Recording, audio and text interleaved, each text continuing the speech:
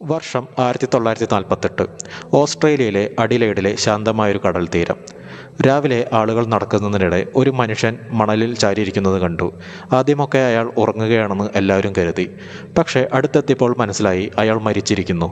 ശരീരത്തിൽ മുറിവുകളില്ല, പോരാട്ടത്തിൻ്റെ ലക്ഷണങ്ങളില്ല, കവർച്ചയുടെ തെളിവുകളുമില്ല. അതിലുപരി അയാൾ ആരാണെന്ന് പോലും ആർക്കും അറിയില്ല. ഇതാണ് ദ സോമർട്ടൺ മാൻ മിസ്റ്ററി.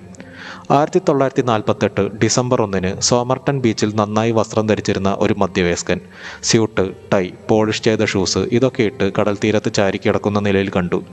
അദ്ദേഹത്തിൻ്റെ മുഖത്ത് ഭയമോ വേദനയോ ഇല്ലായിരുന്നു, ഉറങ്ങുന്നത് പോലെ മാത്രം. പക്ഷേ അദ്ദേഹം മണിക്കൂറുകൾക്ക് മുൻപേ മരിച്ചിരുന്നു. പോലീസ് ബോഡി പരിശോധിച്ചെങ്കിലും പോക്കറ്റിൽ നിന്ന് train ticket, bus ticket, chewing gum, ഒരു ചീർപ്പ്, സിഗരറ്റ് പാക്കറ്റ് മാത്രം. പക്ഷേ ഒരൊറ്റ തിരിച്ചറിയൽ രേഖ പോലും ഉണ്ടായിരുന്നില്ല. പാസ്പോർട്ടില്ല, ഡ്രൈവിംഗ് ലൈസൻസ് ഇല്ല, വാലറ്റ് ഇല്ല, പേര് പോലും ഇല്ല. ഇനി കൂടുതൽ വിചിത്രമായ കാര്യം, അദ്ദേഹത്തിൻ്റെ വസ്ത്രങ്ങളിലെ എല്ലാ ലേബൽസും ആരോ മുറിച്ചു മാറ്റിയിരുന്നു. എന്തിനായിരുന്നു അത്? പോസ്റ്റ്മോർട്ടം നടത്തി. ശരീരത്തിൽ വെടിയേറ്റിട്ടില്ല, കുത്തേറ്റിട്ടില്ല, അസ്ഥികൾ ഒടിഞ്ഞിട്ടില്ല. വിഷം നൽകിയതാണോ? ഡോക്ടേഴ്സ് സംശയിച്ചു. പക്ഷേ ആ കാലത്ത് പരിശോധനകളിൽ അത് ഊഹിക്കാൻ കഴിഞ്ഞില്ല. അങ്ങനെ മരണകാരണം ഇന്നും വ്യക്തമല്ല. അന്വേഷണം തുടരുന്നതിനിടയിൽ പോലീസ് ഒരു കാര്യം ശ്രദ്ധിച്ചു. പാൻറ്റിൻ്റെ ഉള്ളിൽ സാധാരണ ആളുകൾ ശ്രദ്ധിക്കാത്ത ഒരു ചെറിയ രഹസ്യ പോക്കറ്റ് ഉണ്ടായിരുന്നു. അതിനുള്ളിൽ ചെറിയ കടലാസ് കഷ്ണം. അതിൽ 2 വാക്കുകൾ മാത്രം: തമാം ഷുഡ്. തമാം ഷുഡ് എന്നത് പേർഷ്യൻ ഭാഷയിൽ ഫിനിഷ്ഡ് അല്ലെങ്കിൽ എൻഡഡ് എന്നാണ് അർത്ഥം. ഈ കടലാസ് ദ റുബായത്ത് ഓഫ് ഒമർ ഖയ്യാം എന്ന പുസ്തകത്തിൽ നിന്ന് കീറിയെടുത്തതാണെന്ന് പിന്നീട് കണ്ടെത്തി. പക്ഷേ ആ പുസ്തകം എവിടെയായിരുന്നു? ആഴ്ചകൾക്ക് ശേഷം ഒരു വ്യക്തി പോലീസിനെ സമീപിച്ചു. കുറച്ച് ദിവസങ്ങൾക്ക് മുമ്പ് കാറിൻ്റെ പിൻസീറ്റിൽ ഒരു പഴയ പുസ്തകം കിട്ടിയിരുന്നു എന്ന് അദ്ദേഹം പറഞ്ഞു. അതുതന്നെയായിരുന്നു റുബായത്ത് അവസാന പേജ് കീറിയിരുന്നത്. അവിടെ നിന്നാണ് തമാം ഷുഡ് എടുത്തത്. അതുപോലെ ആ പുസ്തകത്തിൽ കയ്യെഴുത്തിൽ എഴുതിയിരുന്ന ചില അക്ഷരങ്ങൾ ഒരു ദുരൂഹ കോഡായിരുന്നു. ഇന്നുവരെ ആ കോഡ് ആരും പൂർണ്ണമായി വായിച്ചെടുക്കാൻ കഴിഞ്ഞിട്ടില്ല.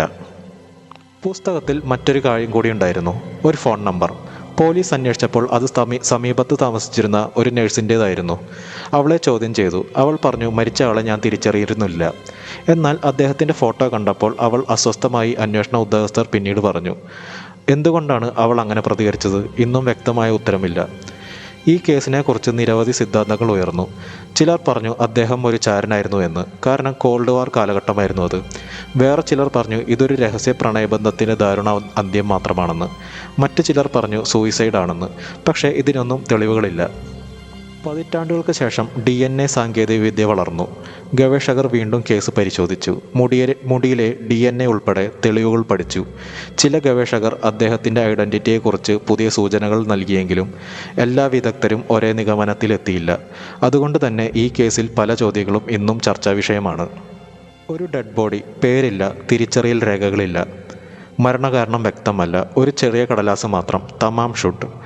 76 വർഷങ്ങൾ കഴിഞ്ഞിട്ടും ഈ കേസ് ഇന്നും ലോകത്തിലെ ഏറ്റവും പ്രശസ്തമായ ദുരൂഹ അന്വേഷണങ്ങളിൽ ഒന്നായി തുടരുന്നു. സോമർട്ടൺ മാൻ യഥാർത്ഥത്തിൽ ആരായിരുന്നു?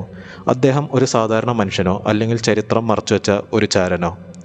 നിങ്ങൾക്കിതിനെപ്പറ്റി എന്താണ് തോന്നുന്നതെന്ന് കമൻറ്റ് ചെയ്യാനും ചാനൽ ആദ്യമായിട്ട് കാണുന്നതെങ്കിൽ സബ്സ്ക്രൈബ് ചെയ്യാനും ഫ്രണ്ട്സിന് ഷെയർ ചെയ്ത് കൊടുക്കാനും മറക്കരുത്.